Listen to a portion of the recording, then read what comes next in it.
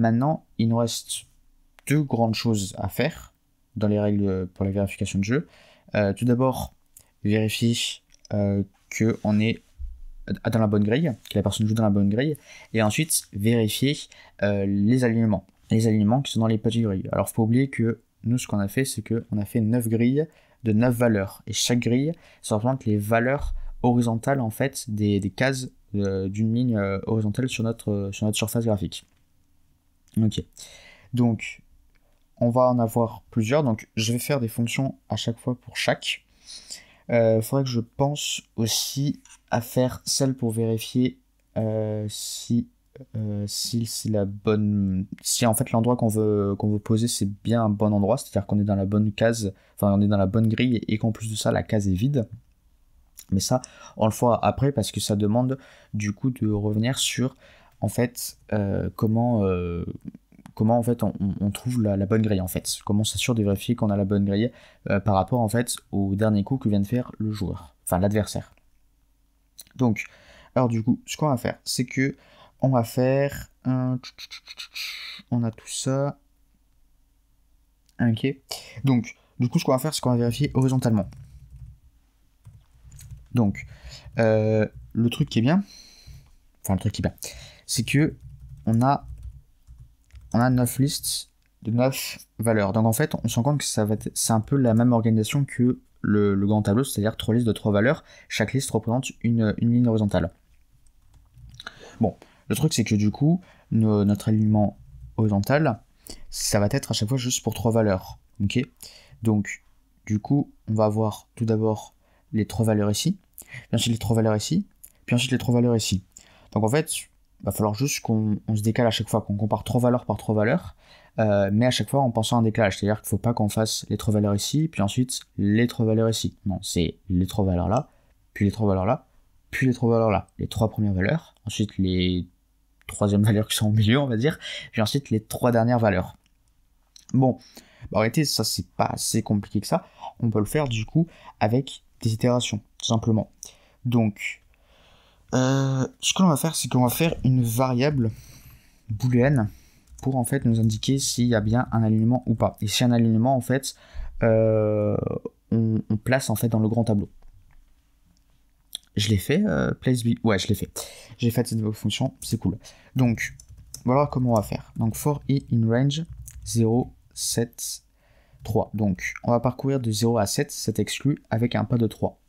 Donc, tout d'abord, on va faire ça. Ensuite, je vais essayer d'expliquer un peu plus. Donc, on a l'index, row, donc la valeur, qui va être envoyée par enumerate. Ok. Ensuite, ce qu'on va faire, c'est que on veut du coup 3 valeurs, et ces 3 valeurs doivent être côte à côte. Et j'ai mis ce i ici. En fait, ce i va nous servir pour le décalage. En fait, ou plutôt, ouais, notre point de départ, de là où on va commencer à comparer nos valeurs. En fait, là où on doit commencer à comparer, pour chaque liste, hein, c'est le cas pour chaque liste, et bah, ça va être tout d'abord ici, donc indice 0. On a la première, la deuxième et la troisième valeur, donc 0, 1, 2 en index. Ensuite, il faut qu'on regarde à partir d'ici, donc à partir de la quatrième valeur, donc l'index 3. Pareil, à nouveau, on regarde les deux valeurs ensuite qui suivent. Et ensuite, on doit regarder ici, donc à l'index 6. Je ne me trompe pas. Ouais, c'est ça. Septième valeur, donc index 6. Et bien, c'est à ça qui va nous servir, en fait, du coup, cette boucle itérative. C'est que, du coup, on va regarder 3 valeurs, et leur décalage, ça va être i. Ok. Et ensuite, ça va être i plus 1. Et ensuite, ça va être i plus 3. Donc, admettons, par exemple, ça vaut 0, i, bah, ça va être 0, 1, 2, donc les 3 premières valeurs. Ensuite, on fait un pas de 3, donc on saute de 3. Donc, du coup, ça va être à l'index... Alors, attendez, on va juste vérifier concernant le pas, ce que ça donne. Donc, on va revenir sur Google Colab. Oui, je suis là maintenant. Alors, on va faire for i in range 0, 7, 3. Print i. Bon, ça va être très rapide. Donc 0, 3, 6. Donc du coup, on était à l'index 0, et du coup, on était à la valeur 0, donc du coup, on passe à la valeur 3. Voilà, donc c'est comme ça que ça compte. C'était voilà, juste pour s'assurer. Et ensuite, on va jusqu'à la valeur 6, et puis après, on va pas plus loin, tout simplement parce qu'en fait, 7, c'est exclu, donc ça s'arrête à 6, et puis après, y a pas, on rajoute pas de pas, parce que sinon, ça dépasse. Ça dépasse du coup notre intervalle. Voilà. Donc, du coup, ça correspond bien en fait à ce qu'on veut ici. Parce qu'une fois, ça va être la valeur 0, donc on va pouvoir avoir les 3 premières valeurs. Ensuite, ça va être la valeur 3. Donc 3 plus 1, ensuite 3 plus 2, ensuite 3 plus 3. Non, c'est 3, ensuite c'est i, ensuite i plus 1 et ensuite i plus 2, donc là on a 0, donc ensuite plus 1 ça fait ici 1, et ensuite plus 2 ça fait 2 ici, ensuite ça va être 3, j'ai fermé le truc, bon tant pis, j'ai ensuite là donc 3, ok ici, ensuite 3 plus 1 c'est là, et 3 plus 2 ici, et ensuite on a 6, donc 6 ici, 6 plus 1 là, et 6 plus 2 ici, voilà. Donc du coup, on a bien ce qu'il nous faut. Et si ces 3 valeurs-là sont toutes égales à player, c'est-à-dire qu'on a un alignement horizontal là. Et donc du coup, ça, on peut le marquer. On peut l'afficher, par exemple. Player, fait un alignement horizontal. Oula, une catastrophe. Voilà, donc ça c'est bon. Et ensuite, on va mettre good at true. Et on va pas envoyer une valeur ou que ce soit, parce que si on renvoie, on va pas du coup faire la vérification des autres alignements. Donc là, c'est pas pareil, là, on ne veut pas vérifier s'il y a un alignement, c'est pas juste terminé en fait, c'est juste une étape dans le jeu.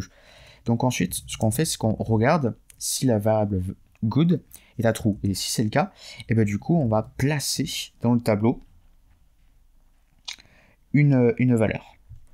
Alors, ce qu'on va faire, c'est qu'on va réutiliser cette variable ici, en fait, qui est cette variable ici, qui va nous servir comme index. Le truc, c'est que ces variables-là, si on les utilise comme index, elles peuvent être trop grandes, parce qu'elles peuvent aller jusqu'à la valeur 7, vous voyez, 8 même pour ici. Le truc, c'est que notre grand tableau, lui, ses valeurs en index, ses index, ça va jusqu'à maximum 2. Donc du coup, en fait, on se rend compte que il suffit en fait juste de diviser par 3. Et pareil pour index, vous voyez, il nous suffit juste de diviser par 3, pareil. Et en fait, on se retrouve en fait avec du coup des valeurs qui auront maximum comme valeur 2, puisque là c'est une division entière, donc ce ne sera pas une division fraction. Donc ce sera bien des entiers à chaque fois. Et donc, étant donné que ça va de 0 à 7 ici, même à 6, si je ne me trompe pas, 6 divisé par 3, ça fait 2. Et puis là, ça va jusqu'à 8. 8 divisé par 3, alors ouais, là, ça va faire un nombre à virgule, mais on va regarder que la partie entière, c'est-à-dire 2. Jusqu'à grand maximum, 2.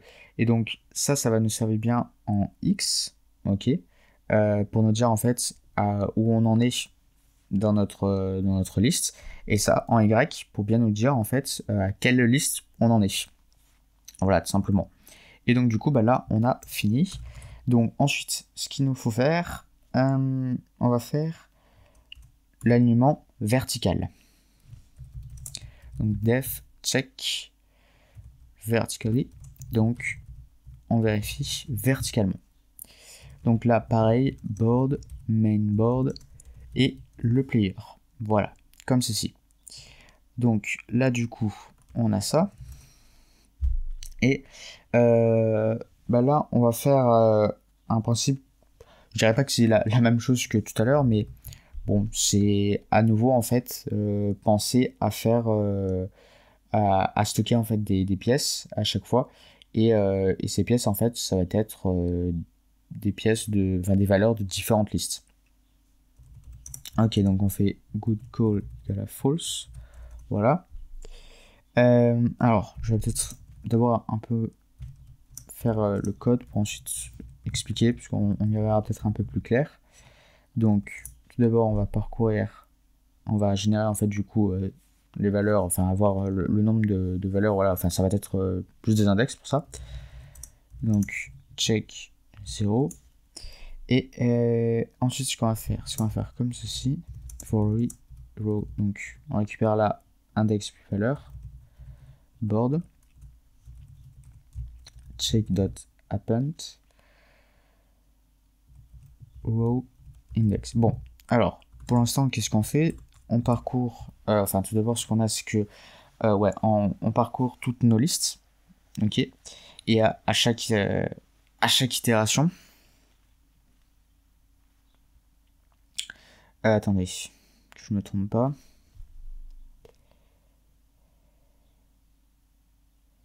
Non, c'est bon. On a une liste, ok? Et à chaque itération d'ici, en fait, on va parcourir une nouvelle liste, ok? Bon, le truc, c'est que là, on va parcourir nos 9 listes. Or, c'est pas ce que l'on veut, parce que si on parcourt nos 9 listes, on va pas voir un alignement vertical dans une petite grille, mais dans toutes les grilles.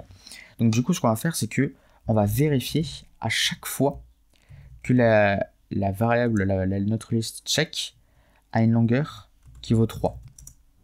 Ok? Donc, du coup, à chaque fois qu'on a notre variable qui vaut 3, bah du coup, on va avoir en fait juste le nombre de valeurs qu'il nous faut pour vérifier en fait s'il y a un alignement vertical dans une grille. Ok?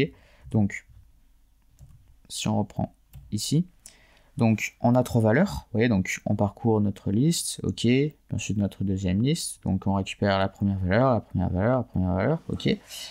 Donc on a nos 3 valeurs, et ensuite si on vérifie à ce moment-là, bon ben on peut dire en quelque sorte en fait qu'on vérifie juste ici, c'est normal, vu qu'on a que 3 valeurs. On vérifie, si un alignement, ok, si on n'a pas d'alignement, tant pis, et ce qu'on fait c'est que du coup, on réinitialise notre liste. Comme ça, au moins, ensuite, on va faire pareil. On va parcourir les nouvelles valeurs ici, parce qu'on n'a pas fini nos itérations. Et oui, il faut qu'on aille jusque-là.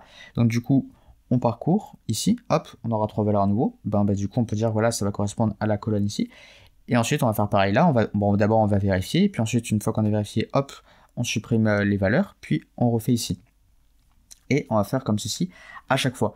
Puis ensuite, index, au début, il valait 0. Puis ensuite, il va valoir 1. Donc, du coup, 1, après, on va parcourir toutes les listes, et on va parcourir, du coup, à chaque fois l'index 1 de chaque liste. On va prendre l'index 1 de chaque liste. Donc, du coup, ça va être les deuxièmes colonnes ici. Hop, là, on va recommencer, etc. jusqu'à la fin. Voilà, c'est comme ça que, du coup, on va procéder. Donc, là, tout d'abord, on fait une vérification. Donc, si check.count, donc, combien de fois, donc, pour savoir combien de fois il y a la valeur player, et si c'est égal, si ce nombre de fois est égal à check, ok, donc il y a la longueur de notre liste, donc 3, et du coup c'est qu'il y a un alignement. Donc player fait un alignement vertical. Voilà. Et là, on va faire pareil que tout à l'heure, on va changer la valeur de good call et true. Voilà, et ensuite, comment je fais? Est-ce que je le mets ici? Ouais, je vais le laisser ici.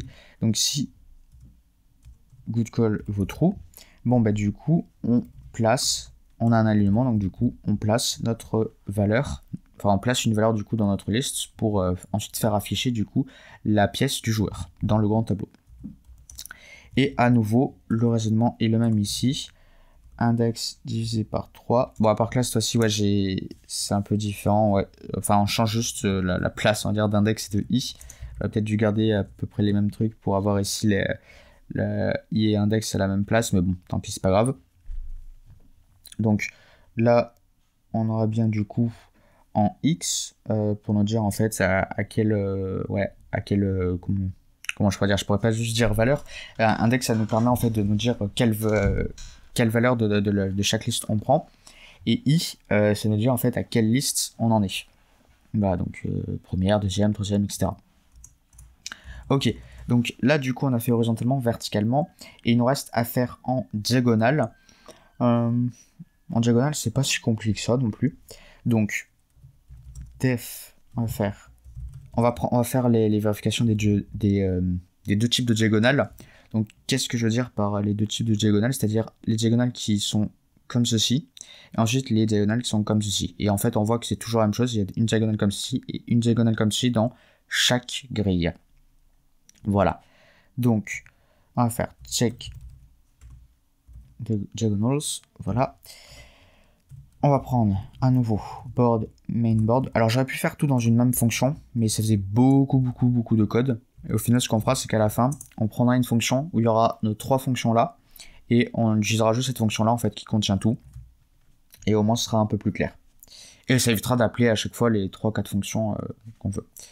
Ouais, 3 fonctions, je crois. Et plus celle aussi qui vérifie s'il reste de la place. Donc si on a un match nul ou pas.